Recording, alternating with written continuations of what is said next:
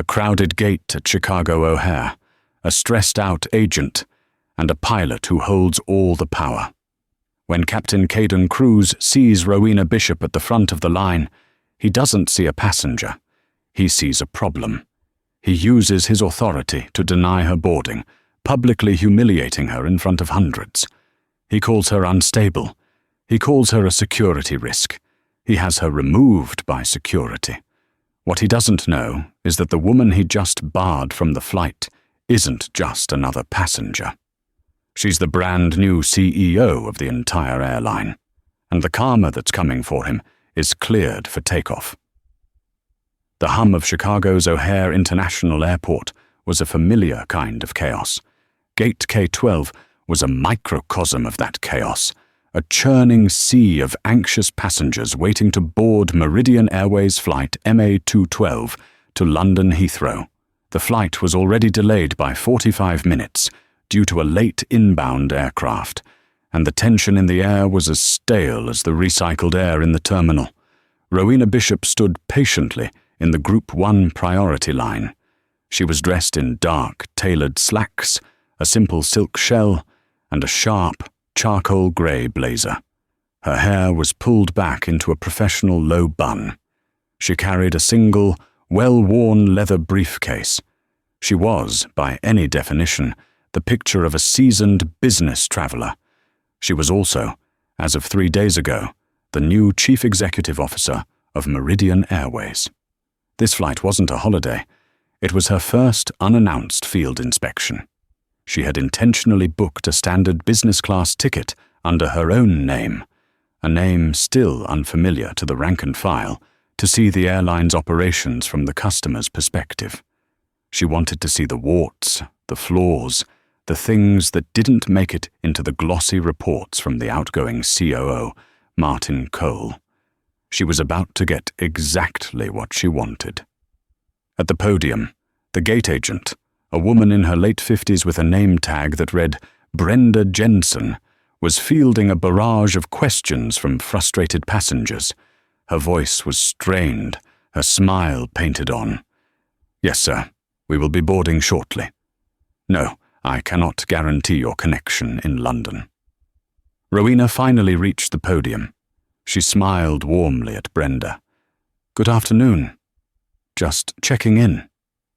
Brenda took her passport and boarding pass, her fingers flying across the keyboard. "Miss Bishop, okay," she mumbled, then scanned the pass. Beep, boop, beep. Error. The screen flashed red. Brenda's plastic smile faltered. Ma'am, your ticket isn't scanning. It says, check-in required at desk." Rowena kept her tone even. "That's odd. I checked in online this morning. The app shows me as confirmed." She held up her phone, displaying the green check mark. "The app says one thing, my system says another," Brenda snapped, her frustration with the delay bubbling over onto Rowena. "I'm going to have to ask you to step aside, Ma'am. I have a full flight to board." "I understand you're busy," Rowena said calmly. "But I am in my assigned group, and my app says I'm checked in. Could you please just try manually entering the locator number? It's, Ma'am, you are holding up the entire line." It was at that precise moment that the jet bridge door swung open, and Captain Caden Cruz emerged. Captain Cruz was tall, silver-haired, and wore his uniform like a suit of armor. He had a reputation in the Chicago hub as a pilot's pilot, which, in breakroom translation, meant he was an arrogant tyrant who bristled at any challenge to his authority. He moved with an air of absolute command, and his eyes immediately landed on the source of the bottleneck, Rowena. He didn't speak to Brenda. He spoke directly, and loudly, to Rowena. "Is there a problem here?" His voice was a baritone boom that cut through the terminal noise. Passengers in the back of the line craned their necks. Brenda flinched. "Captain, this passenger's ticket won't scan. I've asked her to step aside." Cruz looked Rowena up and down. It wasn't a glance. It was an assessment, a dismissal. He saw a black woman in a priority line, arguing with his gate agent. His mind, steeped in years of unexamined prejudice, filled in the blanks. "Ma'am, if the agent asked you to step aside, you need to step aside," Cruz commanded. "We are already late. You are interfering with the duties of the ground crew and delaying this aircraft." Rowena met his gaze. Her calmness seemed to infuriate him. "Captain, I am not interfering. I am a ticketed passenger in Group 1. There is a simple computer glitch. I have asked the agent to manually enter my locator number." "I don't care what you asked," Cruz said, stepping directly in front of her, physically blocking her path to the scanner. "I am the captain of this aircraft. My word is final. You are agitated and you are causing a scene. We don't need this kind of disruption on an 8-hour flight." Rowena's eyes narrowed. "Agitated? Captain, I am speaking in a perfectly normal tone. You are the one raising your voice. I demand you let me board." This was a critical mistake. To a man like Cruz, a black woman, using the word demand was like waving a red flag at a bull. He laughed, a short, sharp, ugly sound. "You demand? You demand nothing. I am looking at you right now, and I am not comfortable with your state." He leaned in, lowering his voice just enough so only the first few people in line could hear. "You look unwell. Your eyes are a little glassy. Have you been drinking, ma'am? Or taking something?" Rowena was stunned into silence for a beat. This was no longer a misunderstanding. This was a direct, targeted, and slanderous accusation. "Captain Cruz," she said, her voice dropping to an icy calm, "I assure you I am perfectly sober. You are making baseless accusations. Now either process my ticket or call your station manager." Cruz smiled, a thin, cruel smile. "I don't need to call anyone. I am invoking my right as pilot in command. I am denying you boarding. You are a potential security risk. Brenda, call airport security. This woman is non-compliant, and I want her removed from my gate.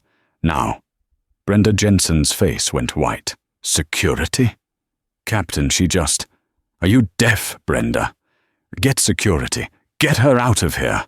We're leaving." Captain Cruz turned his back on Rowena and stalked back into the jet bridge, a king returning to his castle, having banished the peasant. The terminal was silent. Every eye was on Rowena. She stood alone, her briefcase in hand, her face a mask of controlled fury. Brenda, visibly trembling, picked up the phone. "Yes," Brenda whispered into the receiver. I need an officer at K-12. A passenger disturbance.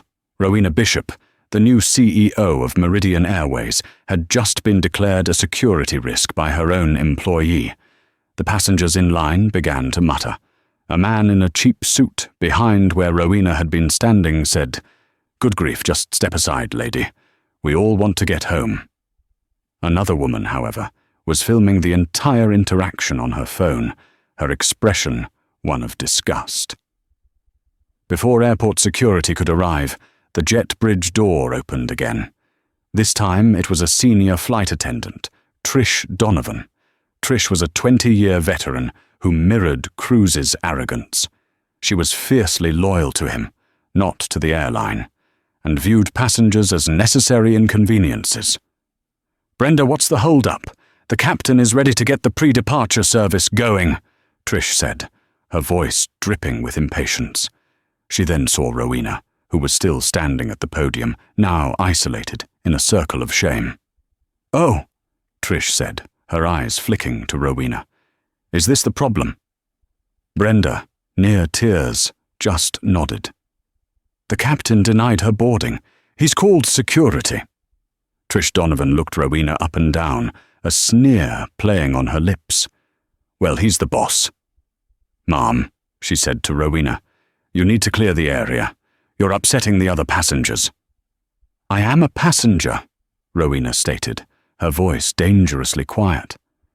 And your captain just slandered me in a public terminal. Trish rolled her eyes.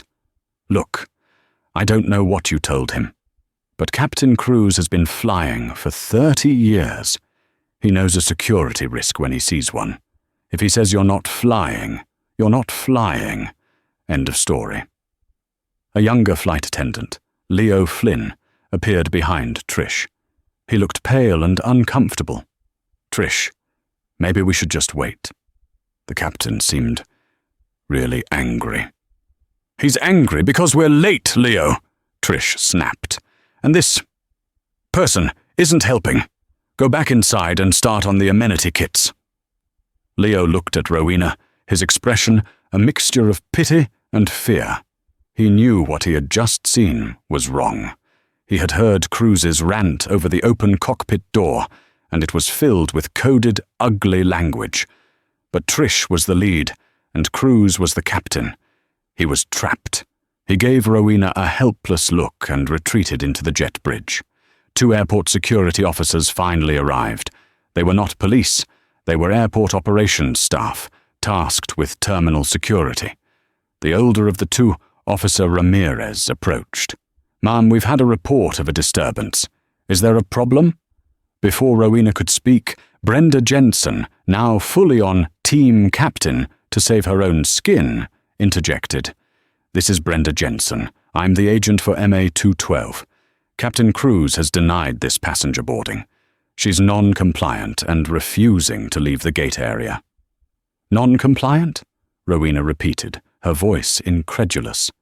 "I was never given a chance to comply. I was insulted, accused of being intoxicated, and then dismissed." Officer Ramirez sighed. This was always a he said, she said mess. But the pilot in command had the authority.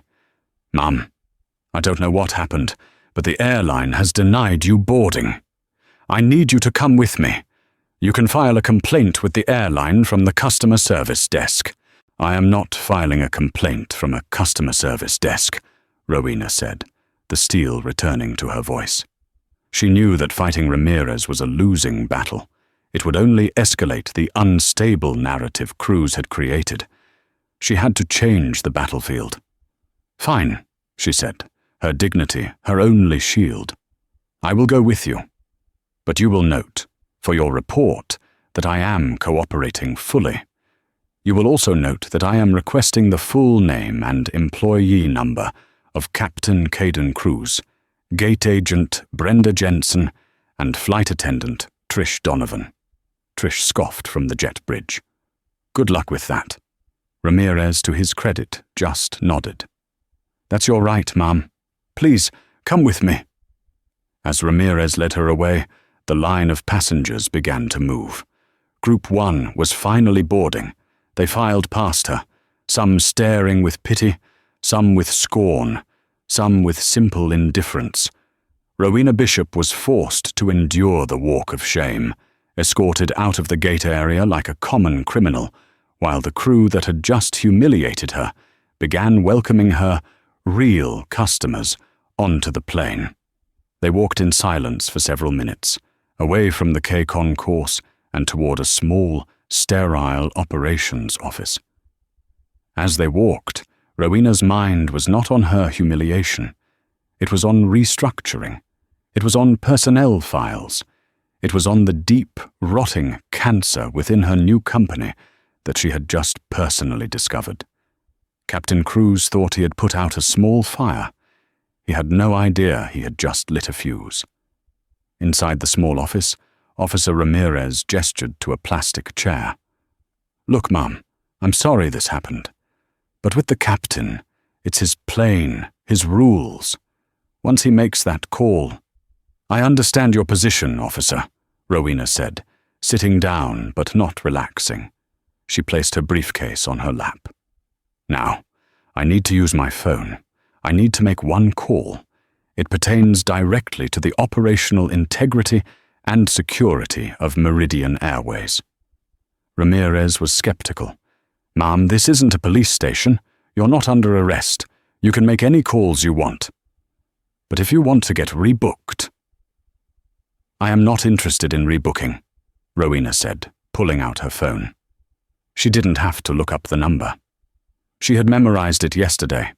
She dialed the direct line for Martin Cole, the Chief Operating Officer of Meridian Airways, and, as of 3 days ago, her second-in-command. "Martin," she said, her voice pure ice. "It's Rowena. I'm at O'Hare, in the Terminal 5 Ops office by K-12. Martin's voice was jovial, unaware. "Rowena, how's the first inspection going? Did you... Wait, why are you at an OPS office? Did you miss the flight?" "No, Martin," Rowena said, her eyes fixed on Officer Ramirez, who was suddenly paying very close attention. "I did not miss the flight. I was denied boarding. Captain Caden Cruz of MA-212 refused to let me on the plane, citing that I was a security risk and unstable. He had me escorted from the gate by security." There was a profound, deafening silence on the other end of the line. Officer Ramirez's posture went from relaxed to ramrod straight. "Rowena." "Say that again," Martin finally managed, his voice a strangled whisper. "You heard me. Now this is what you're going to do. You're going to call Dennis Peterson, the Chicago Hub Operations Director, and you're going to tell him to meet me at this office in 2 minutes.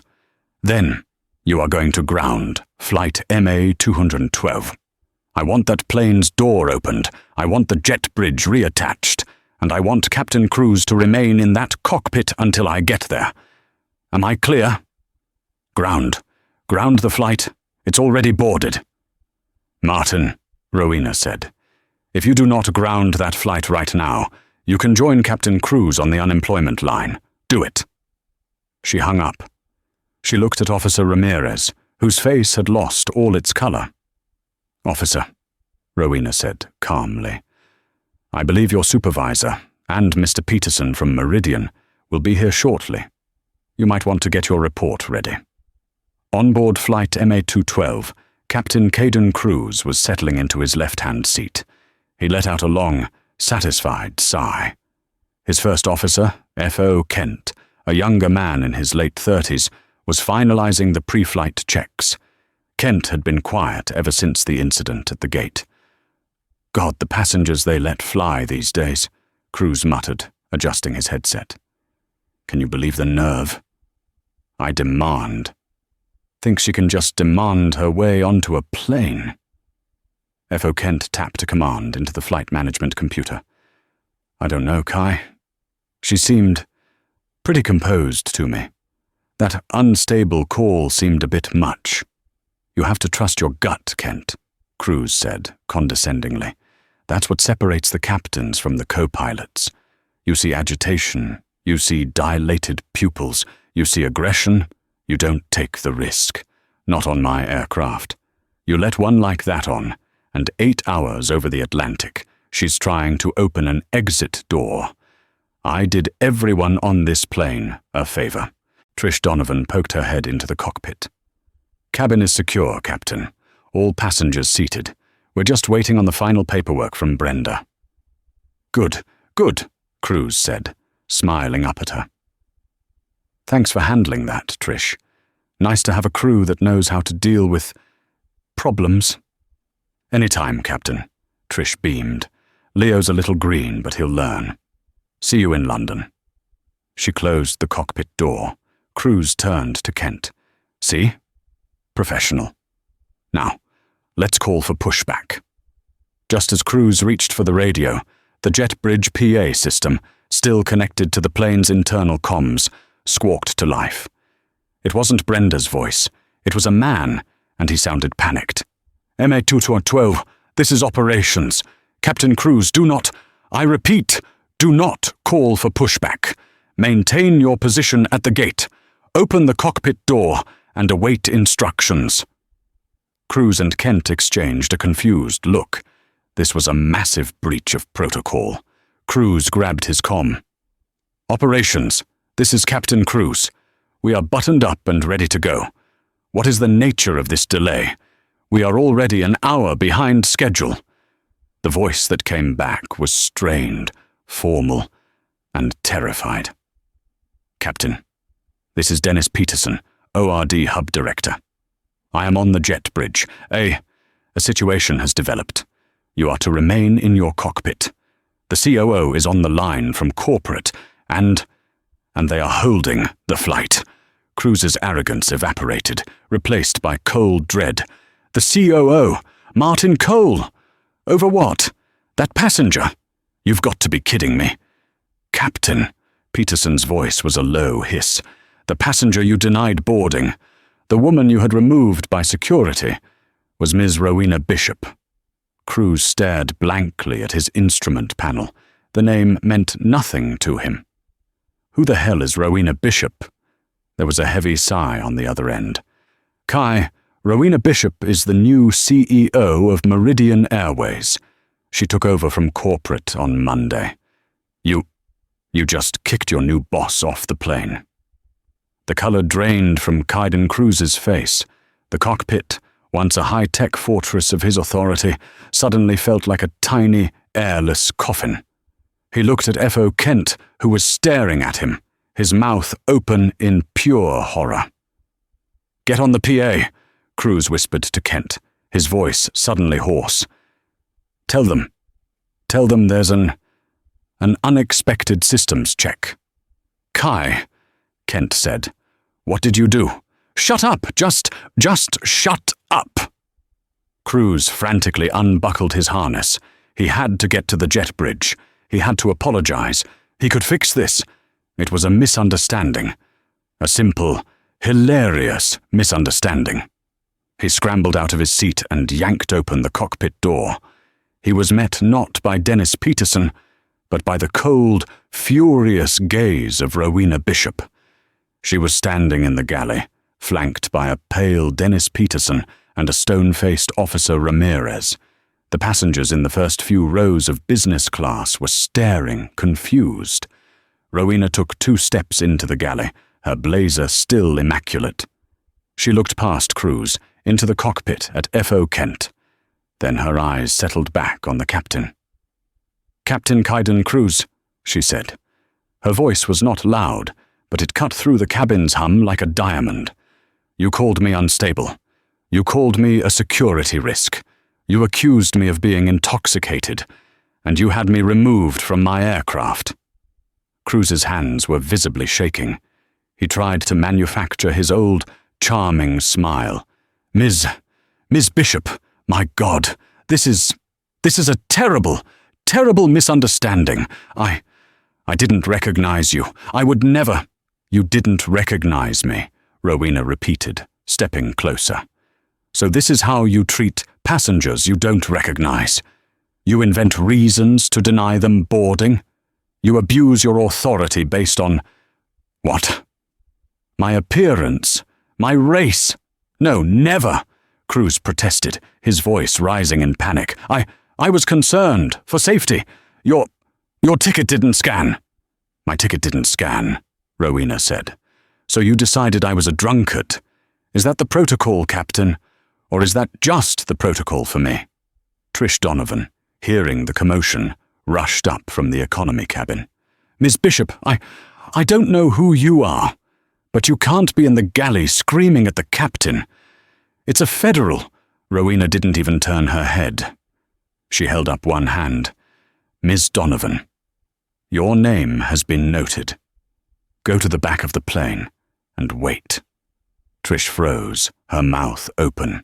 The absolute, bottomless authority in Rowena's voice terrified her more than Cruz's anger ever had. She scurried back down the aisle. Rowena returned her full attention to Cruz. He was sweating now, his crisp white shirt wilting. "I came here," Rowena said, "to see this airline through a customer's eyes. And in 10 minutes at your gate, you showed me everything that is wrong with the culture of this company. You showed me arrogance, you showed me prejudice, and you showed me a shocking abuse of power."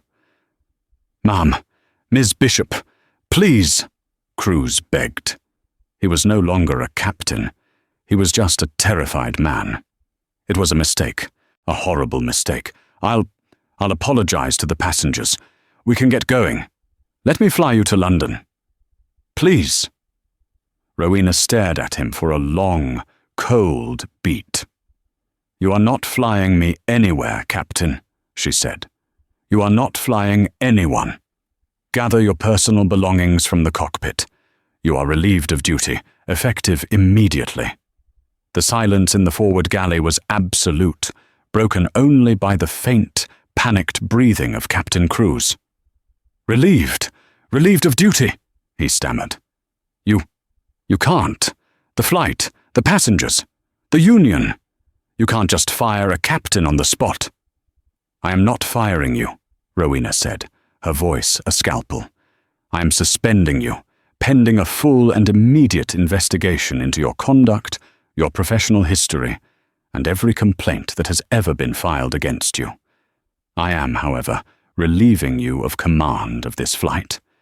Your judgment is compromised. Your conduct is unacceptable. You are a liability. Now get your bag. Dennis Peterson, the hub director, finally found his voice. Ms. Bishop, we don't have a replacement, Captain. This will mean cancelling the flight. It will be a logistical nightmare. Millions in... Rowena turned her gaze to Peterson. Dennis, your logistical nightmare is the cost of doing business, the cost of allowing a man like this to hold a position of power. You will find a replacement, Captain. You will fly them in from New York or Dallas if you have to. This flight will be delayed, not cancelled. Every passenger on this plane will receive a full refund, a $1,000 voucher for future travel, and hotel and meal vouchers for as long as they are delayed. That is the price we will pay for his actions. Do you understand me? Peterson nodded, swallowing. Yes, CEO. As for you, she continued, turning back to Crews, the Union cannot protect you from this. You didn't make a procedural error. You didn't breach a safety protocol. You engaged in discriminatory harassment and fabricated a security threat against a passenger. And that passenger, she added, just happens to own the airline. Now, get your bag.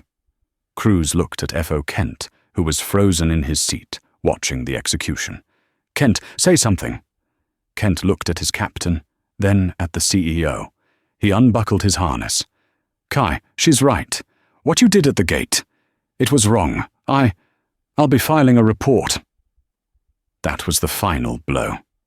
Betrayal from his own cockpit. Defeated, his face a mottled red and white, Caden Crews turned back to the cockpit.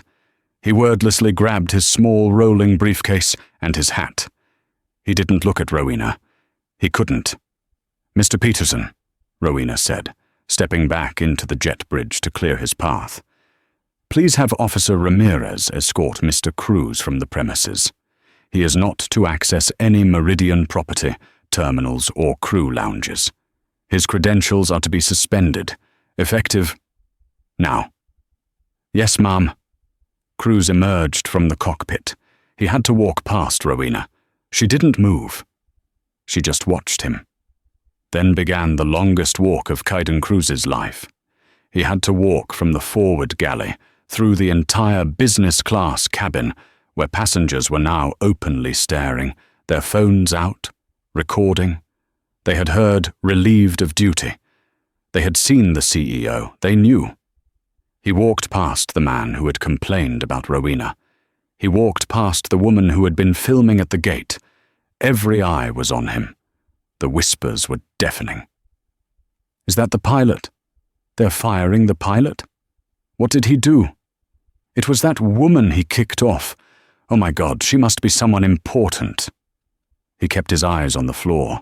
His face, once a mask of command, was now just a crumpled, pathetic mess.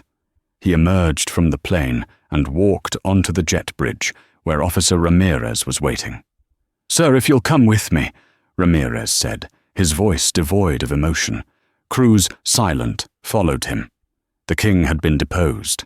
Back on the plane, Rowena Bishop picked up the PA microphone in the galley. Her hand was perfectly steady.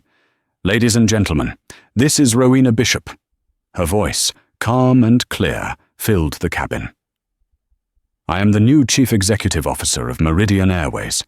I want to personally apologize for the events of this afternoon.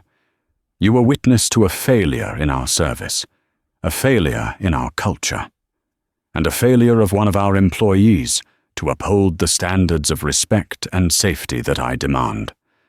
She paused. Your previous captain has been relieved of command. His conduct did not meet the standards of this airline, and he will not be flying for Meridian Airways again. As a result, this flight will be significantly delayed while we secure a new flight crew. I know this is a massive inconvenience. As of this moment, every passenger on this flight has been issued a full refund. You will also receive a $1,000 travel voucher. When you deplane, our ground staff will provide you with meal and hotel accommodations. I am profoundly sorry, but I will not, now or ever, tolerate the kind of behavior you witnessed here today. We will do better. My personal guarantee. She hung up the microphone. There was a moment of stunned silence. Then, from the middle of the business class cabin, one passenger started to clap. Then another. Within seconds, the entire cabin had erupted in spontaneous, roaring applause. Rowena simply nodded, a tight, grim acknowledgement. The applause wasn't a victory. It was a sign of how much work she had to do. She wasn't finished. She looked down the aisle and saw Trish Donovan huddled with Leo Flynn by the galley. "Miss Donovan," Rowena called. Trish flinched. She walked slowly up the aisle, her face pale. "Yes, Ma'am." "Miss Bishop?" "You stood at that gate and you mocked me," Rowena said, her voice low. "You were complicit in Captain Cruz's harassment. You sneered at a passenger in distress. You told me he knows a security risk when he sees one. You endorsed his bigotry." I was just backing up my captain," Trish pleaded. We're trained to. Crew resource management. You are trained to exercise judgment. You are trained to de-escalate. You did neither. You chose to be a bully. You are a poor reflection of this company, and you are a liability to your fellow crew members. You are also suspended. Get your bag. Get off my plane." Trish Donovan burst into tears. "No, please. I have 20 years. "You have 20 years of experience," Rowena corrected, "and you used none of it. You are done. Go." Trish Donovan, sobbing, turned and fled to the crew locker to get her things, her own walk of shame. Rowena finally looked at the last crew member standing, Leo Flynn. He looked like he was about to be sick. "Mr. Flynn," she said. He stepped forward, his hands clasped. "Yes, Miss Bishop. You were there. You saw it all. You said nothing." Leo flinched, but he met her gaze. "I know, Ma'am. I was scared. Trish is the lead, the captain. I'm new. I knew it was wrong. I froze, and I am so sorry. That's not an excuse. I should have said something. I should have." Rowena studied him. She saw no malice in his eyes, just fear and genuine regret. "You are right, Mr. Flynn," she said. "You should have said something. But you were intimidated. You were in a toxic work environment where a man like Cruz and a woman like Donovan felt empowered to act that way. That is a failure of leadership. My failure. And I am going to fix it." She stepped closer. "You are not suspended, but you are going to be writing a very, very detailed report of everything you saw and heard today. From every one of them. Understood?" Leo let out a breath he didn't know he was holding. Yes, CEO, absolutely. Thank you. What he did, what they did, it was awful. I'm glad you're here." "So am I, Mr. Flynn," Rowena said. "So am I." The next 48 hours were a corporate whirlwind. Rowena Bishop never made it to London. She set up a war room in the Meridian Airways executive offices at O'Hare with Martin Cole and a visibly shaken Dennis Peterson at her side. The passengers of MA212 were all accommodated in airport hotels, and a new crew, hand-picked by Peterson under Rowena's supervision, flew them out the next morning. But the real work was just beginning. "I don't want a review, Martin," Rowena said, pacing the boardroom. "I want an audit, a deep, invasive audit of every single employee complaint filed at the Chicago hub for the last 5 years. I want to see every report that was dismissed, every complaint that was resolved internally. And I want to start with Caden Cruz." The results began to roll in, and they were sickening. It was just as Rowena had suspected. Captain Cruz was not a first-time offender. He was a serial abuser, protected by his seniority, and a complaint system designed to protect pilots, not passengers. "Look at this," Rowena said, sliding a file across the table to Martin. "March 2024. A female passenger of Middle Eastern descent filed a complaint that Cruz aggressively questioned her at the gate about her carry-on and asked her, 'What's really in that bag?' The complaint was dismissed as captain exercising security protocols." She slid another. November 2023. A junior flight attendant, a young woman of color, filed an HR report stating Captain Cruz repeatedly called her sweetheart and darling and told her she looked better when she smiled. The complaint was resolved when the flight attendant was transferred to the short-haul domestic fleet. Cruz received no reprimand. File after file told the same story: complaints against him for arrogance, for misogyny, for racial bias. They were all buried by the same person, a senior HR manager named Paul Wentz, who was a known golf buddy of Cruz's. "And here," Rowena said, her voice grim, "is the file on Trish Donovan. 5 separate passenger complaints about her rude and dismissive attitude. 2 reports from junior crew about her bullying and creation of a hostile work environment. All of them unsubstantiated." "My God, Rowena," Martin said, his face pale. This is systemic." "This is not a bug, Martin. This is a feature," Rowena said. "It's a culture of impunity. Cruz felt comfortable doing what he did to me because he has been doing it his entire career and getting away with it. He knew Paul Wentz would cover for him. He knew Brenda Jensen would be too scared to defy him. He knew Trish Donovan would back him up. He just picked the wrong passenger." Her phone buzzed. It was the head of legal. "Yes?" "Ms. Bishop, the ALPA representative is here. Airline Pilots Association. He's demanding a meeting about Captain Cruz's suspension. He's citing suspension without cause and breach of contract." Rowena smiled. It was not a nice smile. "Good. Send him in. Martin, stay. I want you to hear this." A man in a suit, Mr. Klein, entered the room. He was all bluster.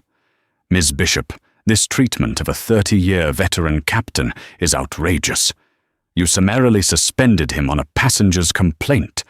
You have no—" "I was the passenger, Mr. Klein," Rowena interrupted, her voice quiet. Klein stopped, confused. "I am Rowena Bishop. The passenger Captain Cruz slandered, harassed, and had removed from the gate was me, the CEO of this company." Klein's bravado vanished. "Oh, I was not aware." "And I did not suspend him for a complaint," Rowena continued, standing up. "I suspended him for his actions, which I witnessed. Actions which, as it turns out, form a very clear, very disturbing pattern." She gestured to the pile of files on the table. "This is his record. Not the sanitized one HR gives you. This is the real one. The women he's harassed, the passengers he's intimidated, the crew he's bullied.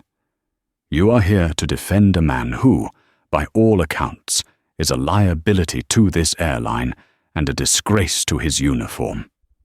Is this really the pilot your union wants to represent? Klein looked at the files, then back at Rowena's granite expression. He was a lawyer, not a fool. He knew a losing case when he saw one. This new evidence, he stammered, would, of course, need to be reviewed. The union does not condone. That is, we will be reviewing our position. You do that, Rowena said. You can show yourself out. Klein practically ran from the room. Rowena turned to Martin. Now for the clean-up. I want Paul Wentz fired. Not suspended, fired. For cause. For gross negligence in managing employee relations and actively covering up harassment. I want Dennis Peterson, our Chicago hub director, demoted. He's not fired. He was at least competent in his operational duties. But he let this culture fester under his nose. He's being transferred to Des Moines. He can manage a regional hub until he proves he understands what leadership means. And Brenda Jensen? Martin asked. Brenda is a different case, Rowena said. She was intimidated. She failed a test of character, yes, but she was put in an impossible position by her superiors. She is to be put on mandatory, paid leave, and sent to a comprehensive de-escalation and intervention training program. When she comes back, she is on probation. She gets one more chance to do the right thing when it's hard. If she fails, she's out. And Leo Flynn. Mr. Flynn, Rowena said, a slight smile touching her lips, is getting a promotion. I read his report. It was meticulous, honest, and brutal. He didn't spare himself either. He admitted his own fear and failure to act. That is the kind of honesty I want. He's being promoted to an in-flight training supervisor. He's going to help me build the new training program from the ground up, one based on see something, say something, even if it's your captain. This was no longer an investigation. It was a corporate restructuring, and the rot was being carved out, piece by painful piece. The fallout was swift and brutal. The hard karma that Rowena had set in motion was not just about revenge, it was about consequences. For Captain Caden Cruz, the fall was the hardest. The Union, after reviewing its position and seeing the mountain of evidence and the viral passenger videos that had begun to surface, quietly dropped its grievance. Cruz was brought before a formal disciplinary board, headed by Rowena herself. He came in a cheap suit, his arrogance long gone, replaced by a desperate, pleading demeanor. He apologized, he begged, he blamed stress, he blamed the delay, he blamed everything but himself. Rowena let him finish. Mr. Cruz, she said, your apologies are empty. They are the apologies of a man who is sorry he got caught, not sorry for what he did. You have been a cancer in this company for years, protected by a system that valued seniority over decency. That system is over. Caden Cruz was terminated for cause. But the karma didn't stop there. Rowena's legal team forwarded their findings, including the passenger videos and Cruz's history, to the Federal Aviation Administration, FAA. They filed a formal report stating that Captain Cruz had knowingly fabricated a security threat, his unstable and intoxicated claims to remove a passenger, a gross violation of the sterile cockpit and pilot-in-command responsibilities. The FAA launched its own investigation. Faced with overwhelming evidence, they revoked Caden Cruz's airline transport pilot license. It was a career death sentence. At 58, he was too old to start over, and now too toxic to be hired by any other major carrier. His life, built on a throne of perceived superiority, was over. He had lost his job, his prestige, his pension, and the very identity he had wrapped himself in. For Trish Donovan, the landing was just as hard. Her flight attendants' union fought, but the video evidence of her sneering at Rowena combined with the new reports from Leo and other junior crew, was damning. She, too, was terminated for cause, losing her 20-year seniority and travel benefits. She was blacklisted, a known harasser in an industry that was suddenly, and very publicly, cleaning house. For Paul Wentz, the HR manager, the consequences were financial. He was fired for gross negligence. Meridian Airways' legal team made it clear that if he fought it, they would countersue him personally for the damages his negligence had cost the company, the refunds, the vouchers, the stock dip. He quietly disappeared, his career in human resources finished. The karma, however, wasn't just negative. It was also positive. Leo Flynn, thrust into his new role, thrived. He helped Rowena design and implement a new, mandatory, company-wide training program called the K-12 Initiative. It was a multi-day course focused on implicit bias, intervention strategies for junior crew, and passenger-centric de-escalation. Leo used the video of the incident and his own frozen inaction as the prime teaching tool. He was honest about his own failure, and in doing so, he empowered hundreds of other crew members to find their own voices. Brenda Jensen completed her training. She returned to the gate a different woman. She was more confident, more empathetic, and the first time she saw a senior pilot berating a gate agent, she stepped in calmly and de-escalated the situation, citing the new corporate policy. She had learned her lesson, and for Rowena Bishop, the incident, while traumatic, became the defining moment of her leadership. The story was leaked, as she knew it would be, and went global. The Avion Post and other major aviation blogs ran the headline, "New Meridian CEO denied boarding by own pilot."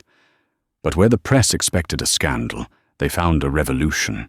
Passengers, employees, and the media were stunned by her decisive action. The story of the refunds, the vouchers, and the immediate firings became a legend. The stock, after a 24-hour dip, rebounded with a vengeance. Wall Street, it turned out, loved a CEO who could identify a rot and cut it out in one day. Rowena became the face of a new kind of leadership, one that was on the ground, in the trenches, and had zero tolerance for the old-world prejudices that had plagued the industry for decades. 1 year later, Meridian Airways was unrecognizable. The transformation was more than just a new coat of paint on the fleet or a redesigned logo, though those had happened too. The very air in the O'Hare terminal felt different. Rowena Bishop walked through the K-concourse, her simple briefcase in hand. The chaotic, strained hum of the past had been replaced by a calmer, more efficient buzz. The lighting was brighter, the signage was clearer, and the redesigned open-plan gate areas reduced the chaotic crowding that had once defined the terminal. She saw a senior gate agent animatedly showing a new trainee something on a screen, and both of them were laughing. It was a small thing, but a year ago she had only seen fear or cynicism. The culture of impunity was gone, replaced by one of accountability, and, to her genuine surprise, a fierce, revitalized pride. She was no longer anonymous. As she approached her gate, MA 21 to Dallas, she saw a few passengers do a subtle double-take. Her face had been on the cover of Forbes and Aviation Week. She was the CEO who fired her own pilot. She arrived at the podium. The agent, a young man named Samuel, saw her, and his eyes widened just a fraction before his training kicked in. "Good morning, Miss Bishop," he said, his voice impressively steady. "It is an honor to have you on our flight. You're all set. Looks like you're in 2A. He scanned her ticket. Beep. The system flashed green, a simple, perfect transaction. "Thank you, Samuel," she said, offering a small, professional smile. She was here to inspect, not to intimidate. "How are things in Chicago today? Any operational challenges I should be aware of?" It was a test, She wanted to see if he would offer a placating, "Everything is fine," or the truth. Samuel didn't hesitate. "Running very smooth, ma'am," he said, his tone becoming more confident. "We had a small weather cell over Lake Michigan that put us on a 20-minute ground stop about an hour ago. But the new passenger communication system you fast-tracked had the delay alerts out to everyone's apps before the boards even updated. It's cut the number of questions at the podium by at least 50%. It's been a lifesaver for us." "Good," Rowena said. "I'm glad to hear it's working as designed. Thank you, Samuel." She walked down the jet bridge. At the aircraft door, she was greeted not by a veteran dripping with cynicism, but by a young black woman in her early 20s, her uniform immaculate. Her name tag read Kayla. "Welcome aboard, Ms. Bishop," Kayla said, her smile genuine and bright. "It's a pleasure to have you with us. Can I take your blazer for you?" Rowena paused, handing it to her. This simple, professional act of welcome, the very baseline of hospitality she had been denied, felt like a profound victory. This was the new face of Meridian. "Thank you, Kayla. You have a great crew today." "We do, ma'am," Kayla beamed. "We're all running the K-12 model. Mr. Flynn in training, he's tough, but he's the best. He makes sure we're all ready." Rowena smiled, a genuine smile this time. "Yes, he is." She settled into her seat. The cabin was calm, the boarding process orderly.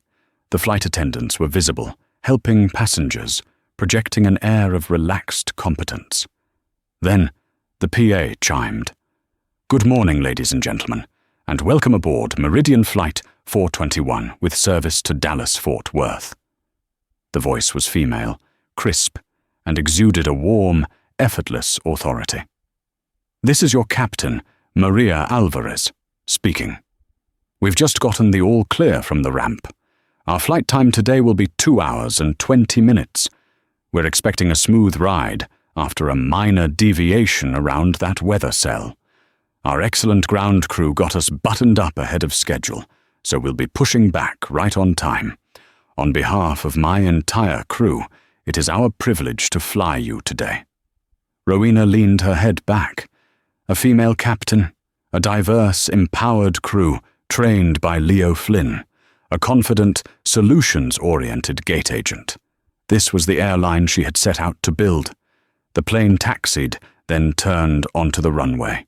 The engines spooled up, and the powerful, familiar thrust pressed her back into her seat. As the plane climbed over the Illinois suburbs, she looked out the window. The vast, sprawling complex of O'Hare, the place of her humiliation, shrank to a map below. Her gaze drifted to the sprawling, endless parking lots that serviced the airport. She thought, for a fleeting moment, of Kaidan Cruz. She hadn't had to seek out news of his fate. The grapevine in an airline is relentless. A quiet, detailed email had arrived in her personal inbox about 2 months ago. It was from a 40-year veteran mechanic, a man who had seen generations of pilots come and go. He said he hated bullies and thought the CEO should know what real karma looked like. The FAA revocation had been a career death sentence.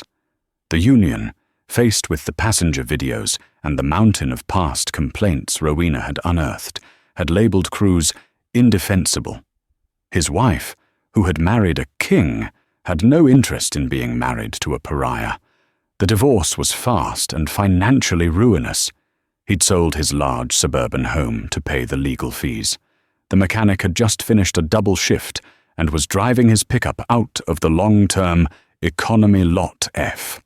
And there, sitting inside the small, fluorescent-lit glass booth, was Kaidan Cruz. He was wearing a cheap, ill-fitting polyester vest, a size too large, over a stained shirt. His face, once arrogant and ruddy, was grey and dull. He was taking parking tickets, making change, his hands moving slowly. The mechanic's email had been brutal in its simplicity. Lot F was directly under the final approach path for runway 28 center. All day and all night, Cruz was forced to sit in his little glass box and watch the massive soaring shapes of Meridian Airways planes, Rowena's planes, now bearing the new livery she had commissioned, roar just a few hundred feet over his head. Each one was a deafening, thunderous monument to the world he had been banished from. He had tried to deny one person a seat, and in doing so had lost his own. Forever. Rowena looked down at the parking lots far below. She felt nothing. No surge of victory, no petty satisfaction, not even pity, just a quiet, cold affirmation that consequences were real. Gravity always wins. Cruz, Trish, and Paul Wentz were cautionary tales, footnotes in a training manual. Their destruction was never the goal. It was the necessary clearing of deadwood to allow something new to grow. She turned away from the window, away from the past. She opened her briefcase, pulled out a report on international expansion routes, and uncapped her pen.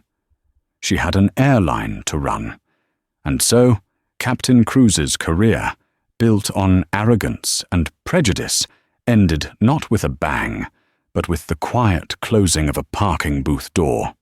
Rowena Bishop didn't just clean house, she rebuilt it from the foundation up, transforming Meridian Airways into an airline where respect was the default, not an option. The Gate K-12 incident became a case study in corporate accountability, proving that no one, no matter their rank or seniority, is above the values they represent. Cruz, Trish, and the managers who enabled them became footnotes, cautionary tales of what happens when power is abused. Rowena, on the other hand, just got started. She proved that one person can change a toxic culture, even one as entrenched as an international airline. The hard karma didn't just hit back, it reset the entire system. What did you think of Captain Cruz's downfall? Was it justified? Let us know your thoughts in the comments below. If you enjoyed this story of justice, please hit that like button, share this video with your friends, and be sure to subscribe to our channel for more real-life karmic stories. Thank you for watching.